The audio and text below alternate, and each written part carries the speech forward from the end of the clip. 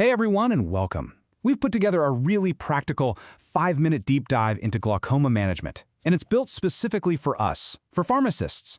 We're going to focus on the key details that really matter when you're standing at the counter. So let's jump right in. So picture this. It's a scenario we see all the time, right? A new script for glaucoma drops lands in your hands. You've got a newly diagnosed patient, and they're looking right at you for some guidance. Well, that's exactly what we're here to tackle today, giving you the key info you need to counsel with total confidence. Here's how we're going to break it down. First, a quick refresher on what glaucoma actually is. Then, we'll talk about our main target, IOP. We'll dive into the first-line therapies you'll see, look at why combination products are so common, and then wrap it all up with the most important part, essential patient counseling. All right, Section 1, glaucoma, often called the silent thief. Let's just do a quick refresher to make sure we're all on the same page. You know, it's so important to remember that glaucoma isn't just about high eye pressure. At its very core, it's an optic neuropathy. It's a disease of the optic nerve itself, and that's what leads to that progressive and, unfortunately, irreversible vision loss that starts out in the periphery. So, glaucoma really comes in two main flavors. Open angle is the one we see almost all the time. It's chronic, it's slow, and the scary part is it's usually asymptomatic until it's really advanced. On the other hand, you have angle closure glaucoma, which can be a full-blown medical emergency and needs a totally different approach from us. And that difference is absolutely critical because of this, our first major red flag.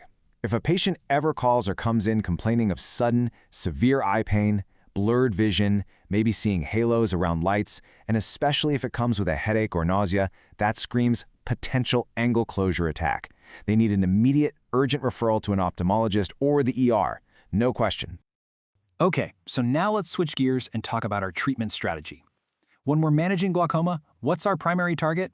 It's the intraocular pressure, or IOP. And here's why. Even though glaucoma is this complex nerve disease, elevated IOP is the single most important and really the only risk factor we can actually change with medicine.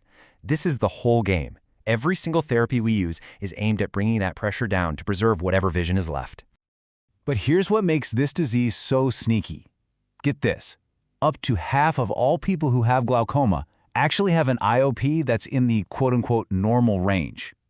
This just goes to show you why you can't rely on a pressure screening alone. It's a huge piece of the puzzle for sure, but it's not the whole story. Now, this is where we really come in during our medication reviews. It is so vital to screen for drugs that can either cause or worsen glaucoma. Corticosteroids in any form are a huge one, but we also have to keep an eye out for things like topiramate, which is linked to acute angle closure, and of course be mindful of any drugs with those pesky antimuscarinic side effects.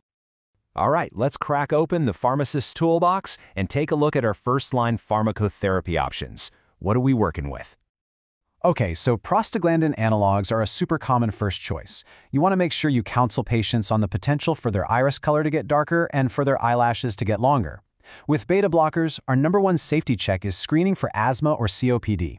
For carbonic anhydrase inhibitors, a history of sulfa allergy is worth asking about. And finally, for the alpha-2 agonists, just prep your patients for possible dry mouth and fatigue. Now, a lot of patients are going to need more than just one medication to get to their target IOP. And that's where combination products come in. They're designed to boost both adherence and efficacy, which is a huge win. And the benefits here are really clear, and they're all about the patient. I mean, a simpler regimen means they're more likely to actually take their drops. It also means less exposure to preservatives, like benzalkonium chloride, which can really irritate the eye over time. And crucially, it stops that washout effect, where a second drop put in too quickly just washes the first one right out. So at the verification stage, this is a key clinical pearl to have in your back pocket. Most of the combo drops you'll see have a beta blocker in them.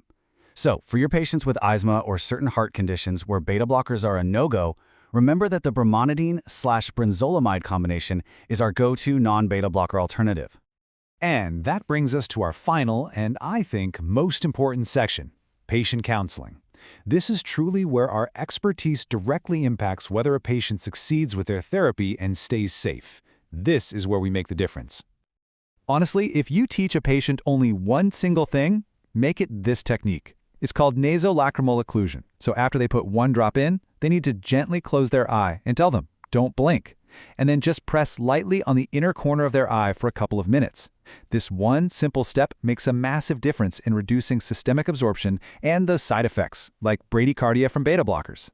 Now, for patients who are on more than one type of drop, give them the 5-minute rule. It's so simple, easy to remember, and it makes sure that the first medication doesn't get washed away before it's had a chance to actually do its job. And for all our patients who wear contacts, we have the 15-minute rule. Lenses have to come out before the drops go in, and then they need to wait at least 15 minutes before putting them back. This is all about preventing those preservatives from getting soaked up by the lens and causing a lot of irritation. Okay, we all get this question, right? So here is your evidence-based answer. While it's true that cannabis can lower IOP for a little bit, the effect is super short-lived, and it comes with some pretty significant systemic side effects. The bottom line is, the Canadian Ophthalmological Society does not support its use simply because we have treatments that are way more effective and a whole lot safer. So, as we wrap things up, I want to leave you with this question. Our role in glaucoma care is already huge, right?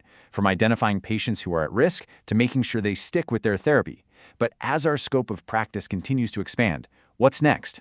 What's our next critical role going to be in the community management of this chronic disease? Thank you so much for joining me.